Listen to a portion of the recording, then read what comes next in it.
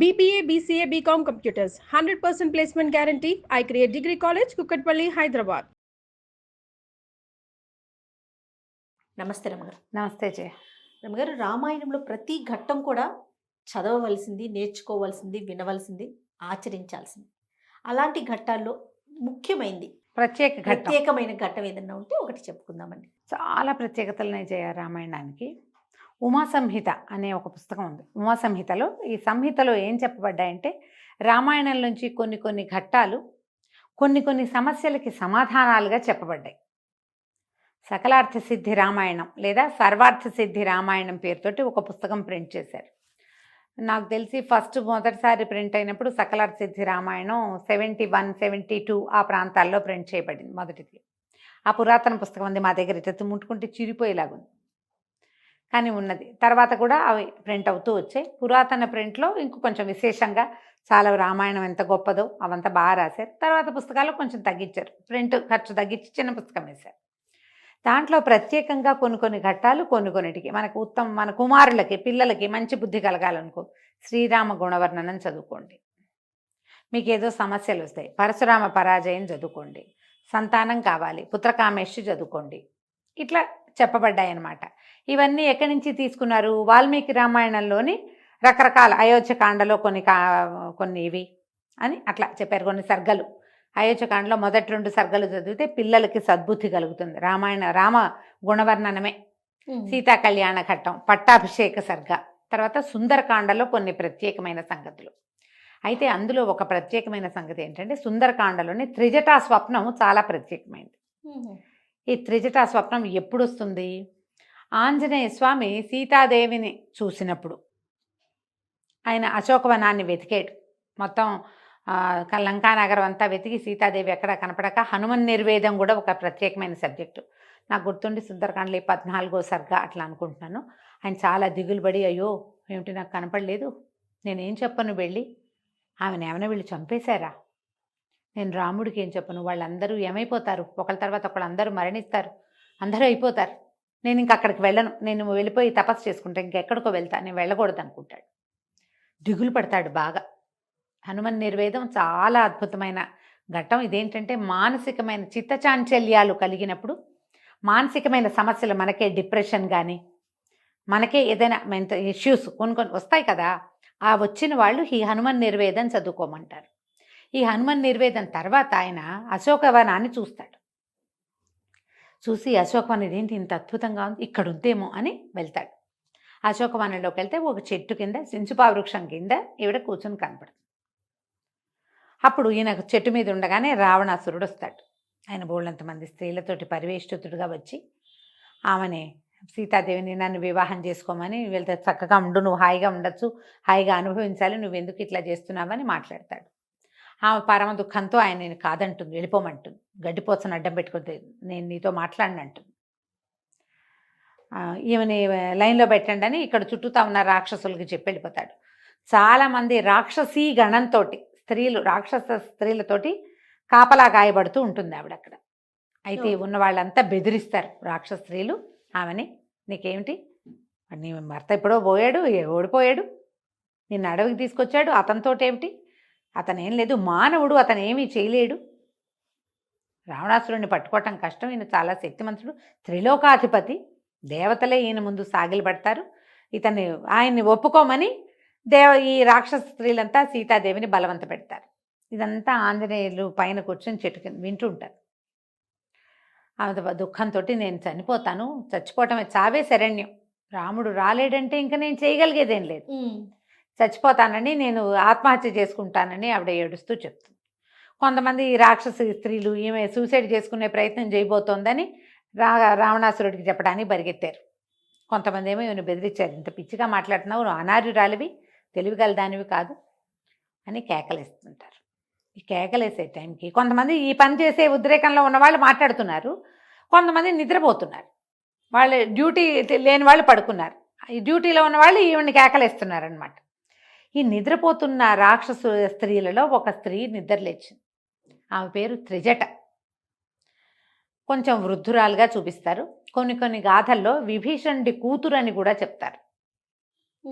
ఆమె నిద్ర లేచి, వద్దు వద్దు సీతని బెదిరించకండి, ఆమెను బెదిరించద్దు, నాకు ఇప్పుడే ఒక కల వచ్చింది, తెల్లవారుజామున వచ్చిన కళలు నిజమవుతాయి, నేను మహాద్భుత సౌందర్యవంతుడైన ఒక వ్యక్తిని చూశాను, ఈమె భర్తగా చెప్పబడుతున్నవాడిని. ఆయన ఎట్లా ఉన్నాడంటే పద్మదళాయతాక్షుడు, ఈ తామర పువ్వుల వంటి కన్నులు కలిగినవాడు. ఆయనతో ఒక నీలమేఘశ్యాముడుగా ఉన్న ఒక వ్యక్తి, బంగారపు రంగులో ఉన్న ఆయన సోదరుడు, వాళ్ళిద్దరూ ఈ లంకానగరానికి వచ్చారు. ఆయన 4 దంతాలున్న ఏనుగునెక్కి ఉన్నాడు. ఆయన తెల్లటి పువ్వుల మాలలు ధరించి ఉన్నాడు, తెల్లటి వస్త్రాలు ధరించి ఉన్నారు అన్నదమ్ములు ఇద్దరు. సీత కూడా తెల్లటి మాలలు ధరించి, ఆవిడ మాసిపోయిన బట్టలతోటి ఉంది.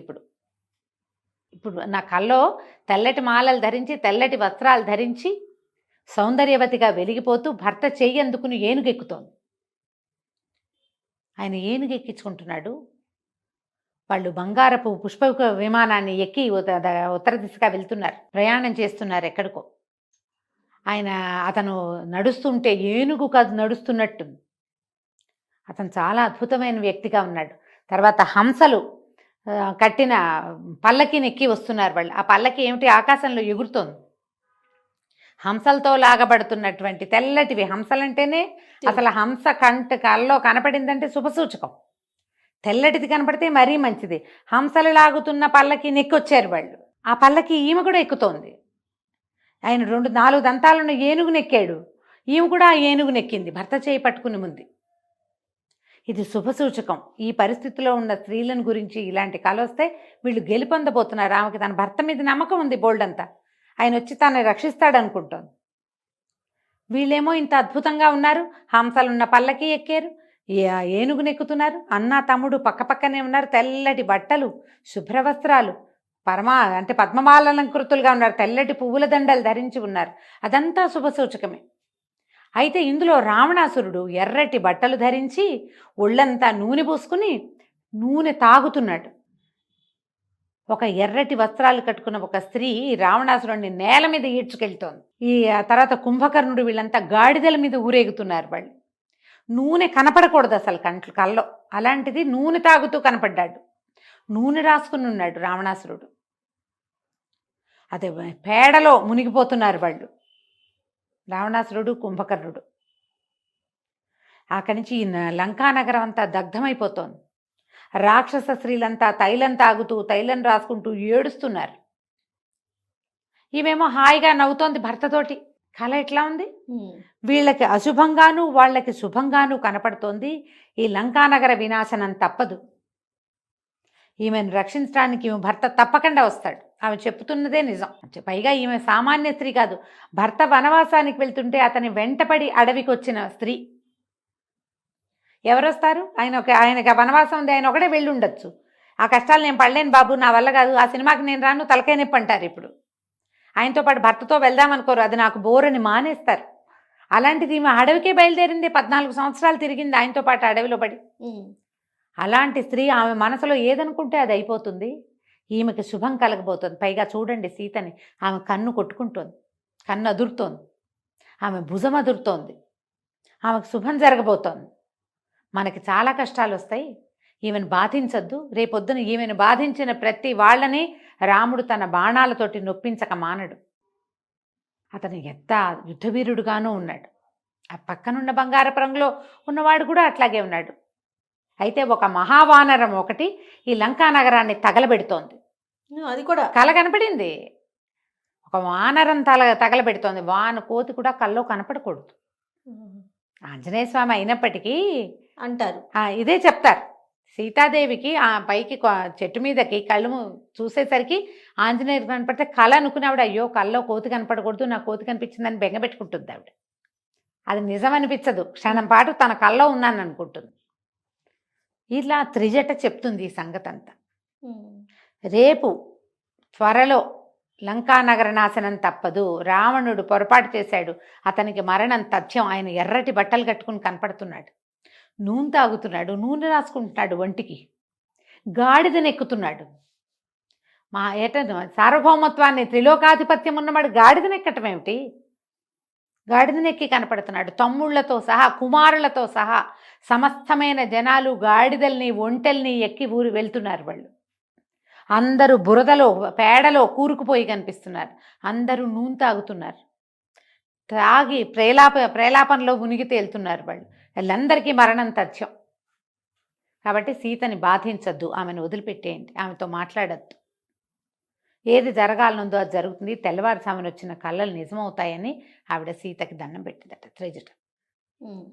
ఇదంతా వింటున్నాడు ఆంజనేయ స్వామి. రేపు జరగబోయేది ఇది. ఇదంతా వాళ్ళకి శుభమే కదా. రాక్షస స్త్రీలు గమ్మునైపోయారు, తగ్గిపోయారు, నిశ్శబ్దంగా ఉన్నారు. ఈవిడ సీతాదేవి మాత్రం నా వల్ల కాదు, వీళ్ళందరూ ఎవరి దారిని వాళ్ళ నిద్రలో పడ్డారు. ఆవిడ ఈ చెట్టుకు ఉరిపోసుకుందాం అనుకుంది. అప్పుడు ఆంజనేయ స్వామి ఈ రామగాథ అంతా చెప్పాడు. ఇక్ష్వాకు వంశ ప్రభు ఉన్నాడు, ఆయనకి కుమారులు ఉన్నారు 4 అని కథ అంతా చెప్పేసరికి ఆవిడప్పుడు ఆంజనేయ స్వామితో మాట్లాడింది. తర్వాత ఏముంది, ఇది మన లంకాదహనం జరిగిపోయింది. ఈ రావణాసురుడితో మాట్లాడడం, మళ్ళీ వెళ్ళి ముద్రిక ఈవిడికేమో ఉంగరం ఇచ్చి ఆవిడ యొక్క చూడామణిని తీసుకుని ఆయన వెళ్ళిపోయాడు. తర్వాత రాముడు తదితర సైన్యం అంతా మళ్ళీ వచ్చారు. ఈ త్రిజటా స్వప్నాన్ని గనక చదివితే ఇది సుందరకాండలో 27వ సర్గ. మీకు పీడకలలు వస్తాయి ఒక్కొక్కసారి. పీడకలల్లో మరణము, దుర్మరణాలు, యాక్సిడెంట్లు, మనకి సంబంధితుల వాళ్ళ గురించిన చెడ్డ కళ వచ్చినప్పుడు త్రిజటా స్వప్నాన్ని గనక చదువుకుంటే ఎక్కువ లేవు, ఒక 52-51 శ్లోకాలు ఉంటాయి. చకచకా చదివేసుకోవచ్చు. రామాయణం అంత టఫ్గా అనిపించదు. మామూలుగా మన విష్ణు సహస్రనామం, లలితా సహస్రం చదివే అలవాటు ఉన్న వాళ్ళైతే చదవగలుగుతారు. అర్థం తాత్పర్యం అన్న పుస్తకం తెచ్చుకున్నారా మీకు ఇంకా సులువుగా ఉంటుంది. శ్లోకం చదివి అర్థం చదువుకోవచ్చు. అది చదివితే మీకు తరచుగా వచ్చే పీడకలల నుంచి మీరు విముక్తి పొందుతారు. ఇంకొకటి, ఏదైనా ఒక ప్రత్యేకమైన పనులు మొదలుపెట్టి ఇది సరిగ్గా అవుతుందా అవదా అన్న ఒక అనుమానం ఉంటుంది మనకి. కార్యజయం, ఆ పని అవ్వదు అన్న అనుమానం ఉన్న పనులు కనుక మీరు మొదలు పెడితే అప్పుడు కూడా త్రిజటా స్వప్నాన్ని రోజువారీ ఒక 11 రోజులు కనుక మనం చదువుకుంటే కార్యజయం కలుగుతుంది. దానికి ఏ అడ్డంకులు రావచ్చని మీరు భావిస్తున్నారో అవన్నీ తొలగిపోయినట్టుగా భావించి చదువుకోవాలి. చదువుకుంటే ఈ ప్రయోజనం లభిస్తుంది. చిన్నప్పుడు స్కూల్ పాఠాల్లో కూడా ఉన్నది మాకు త్రిజటా స్వప్నం. తర్వాత ఏ లెసన్ మరి ఏ క్లాసుల్లోనూ రామాయణాలు పెడుతున్నారో లేదో మనకి ఇప్పుడు అసలు తెలీదు. మనం ప్రత్యేక ఘట్టాలుగా చదువుకుంటున్నాం. సుందరకాండే చాలా ప్రత్యేకమైంది.